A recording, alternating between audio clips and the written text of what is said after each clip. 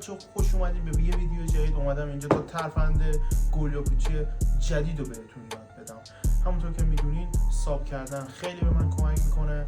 حتما بیایید تو چنل، ویدیو باحالی تو چنل هست، اونا رو هم ببینید و لذت ببرید. خب میخوام اول براتون بازی کنم و شما حدس بزنید و بعد میریم سراغ آموزش. ببینید بچه‌ها خوب دقت کنید.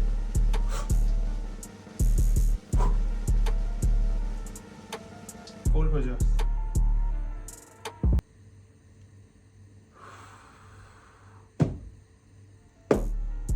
گل اینجا بود. حالا یه بار دیگه با هم بازی می‌کنیم.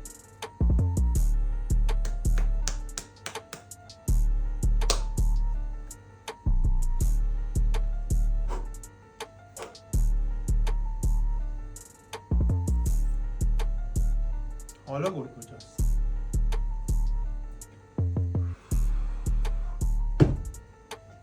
اینم گل.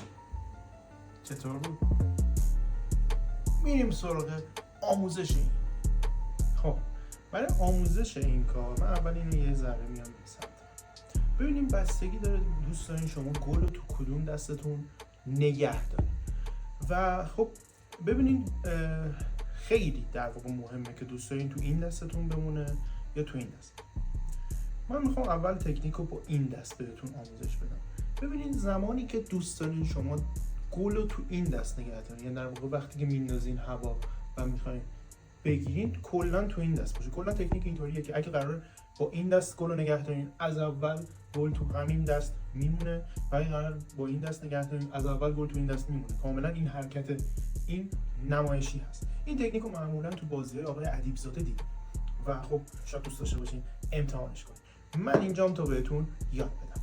خب گوش کنید، خیلی دقت گوش کنید. برای اینکه گل تو این دست بمونه، شما زمانی که دارین بازی میکنین باید با تکنیک و مهارت خودتون بتونین گل رو بیارین اینجا گیر، یعنی با این دست بتونین گل رو نگه دارین به این صورت که اصلا مشخص هم نیست گل کجا.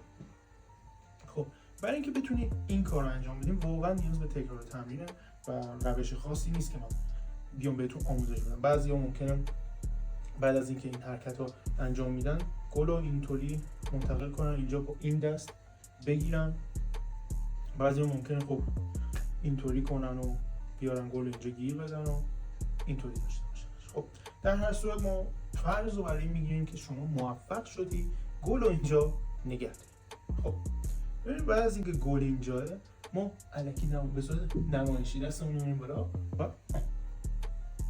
و میگیم به مخاطب گل کجاست.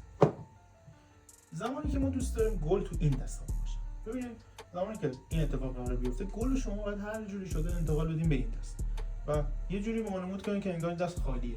زمانی که میندازین هوا اینطوری بگیرینش و در واقع از اول گل تو این دست بوده، فقط این حرکت نمایشی شما اجرا کردید. و خب اگه دوست داشته باشین نمایشی بازی کنین، این حرکت یکی از حرکت‌های خیلی جالب است که من همین الان بهتون آموزش گفتم. امیدوارم تو بازیاتون استفاده کنین و همیشه پیروز و موفق باشین. ساب کن وگرنه گمان.